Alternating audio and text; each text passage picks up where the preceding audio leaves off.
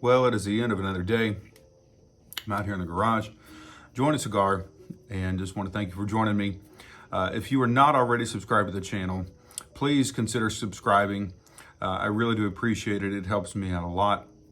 It helps get the channel up in the algorithm so more people can see the content. Also, make sure and turn on the notification bell so that you can be updated whenever I do put out new videos. I am putting them out each night, but I know with everything that comes through on the feed, a lot of times you may miss them. So also, if you like what you hear, please do me a favor and hit that thumbs up button. And as always, I really would love to have your comments in the comments section. Helps me know what stands out to you, what you want to talk about, things that you may have questions about, and ultimately things that other people can engage in conversation in the videos about.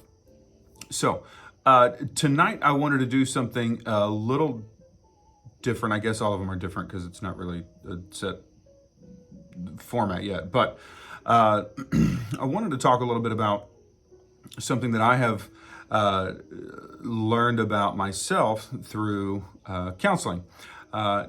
Counseling is certainly something that is much more accepted as a culture today than it was when I first started going to counseling in the early 2000s. But nonetheless, I don't know if everyone is familiar with what's called the internal family system. Basically, what it did for me, excuse me, was there are moments in your life whenever you have a significant event, basically cement who you were at that moment in your memory, in your spirit, in your emotions, all of that. And that imprint actually comes out as you continue to get older. So I like to think of it like a collage of pictures, basically, that just keep popping up and impacting the way you view certain things and how you view future events through that picture. And for me, one of the things was an inner child, because it happened in childhood, was that I had messages that made me feel that my voice didn't matter and that I was unseen. And this is not a dig at my parents at all. As a parent, I recognize that I fail tremendously no matter how hard I try to do the right thing. So inevitably, I am creating these pictures in my children's mind right now, and so it gives me grace for my parents. So this is not a bash against my parents. This is just my journey. So that inner child who felt unseen plays out for me to this day when I am in a situation that gets extremely loud or potentially chaotic, and I see like something negative may happen.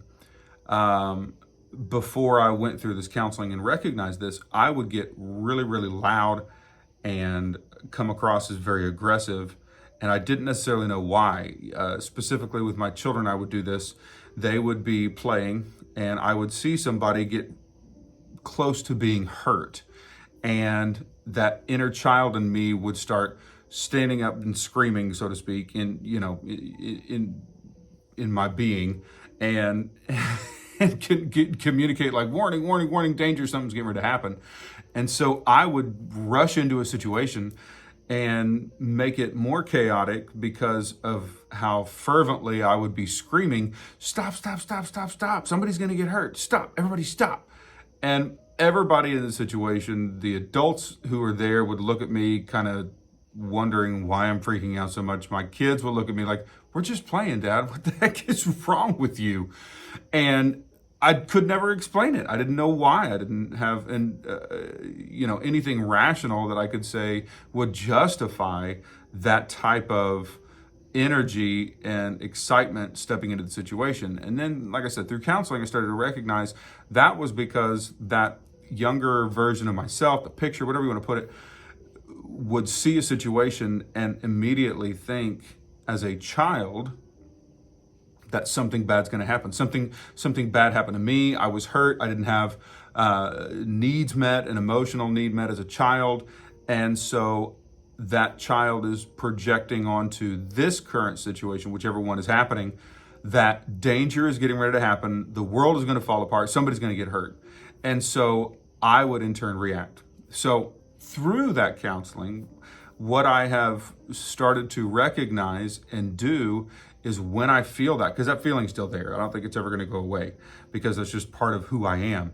But as an adult, I can recognize that and kind of have that inner dialogue, not necessarily, talking to multiple personalities, but just thinking through in that moment, okay, this is an irrational fear that I have based on a concern from a child. And as an adult, I don't have to react like a child does. I can react as an adult, and I can assess the situation, recognize whether there is legitimate concern or not, and then step in and address it calmly, provide direction, ensure that nobody's going to get hurt. If there is something that is getting ready to cause pain, I can address it as an adult. So I don't know if that resonates with anybody, or if you have had a similar experience in counseling.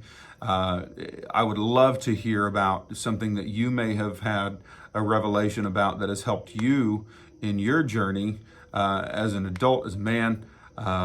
Please add it in the comments. I really would love to hear and talk with you about what that looks like. And I may expound on this even further in some additional things that have been revealed through my counseling journeys. But I hope that that's helpful for you. I hope it triggers maybe some thinking, about how you react to certain things, and some things that may have not made sense to you as to why you always react this way. Maybe through some reflection and introspection, you can uncover that. So tonight we are continuing in Romans. We're on chapter 11. So I'm going to jump right in. I say then, has God cast away his people?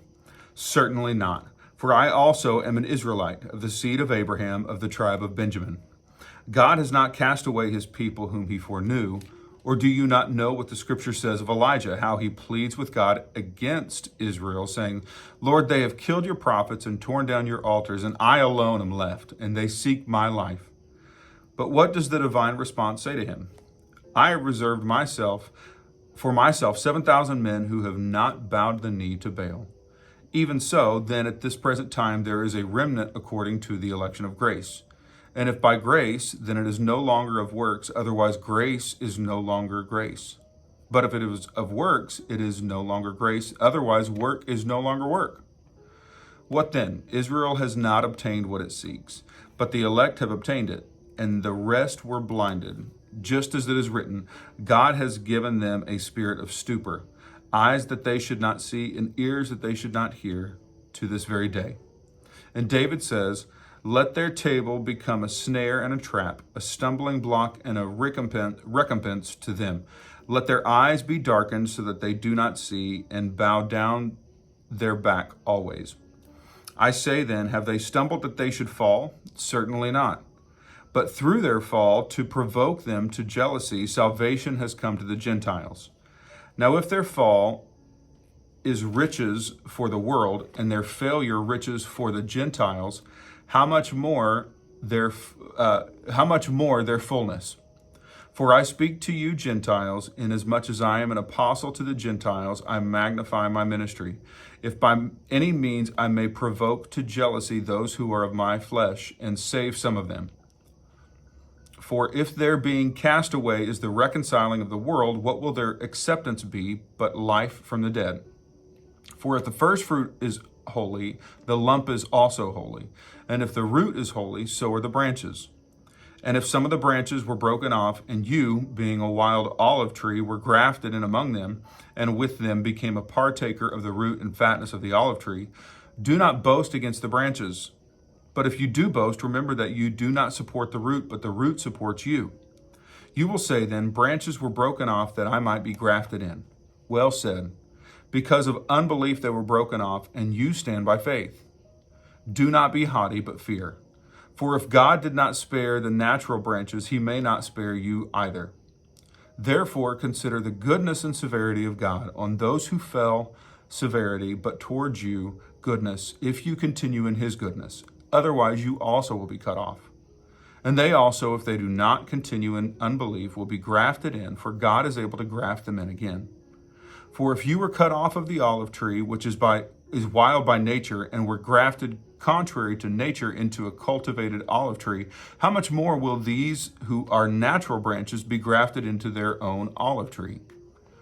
For I do not desire, brethren, that you should be ignorant of this mystery, lest you should be wise in your own opinion, that blindness in part has happened to Israel until the fullness of the Gentiles has come in. And so all Israel will be saved, as it is written, the deliverer will come out of Zion, and he will turn away ungodliness from Jacob. For this is my covenant with them, when I take away their sins.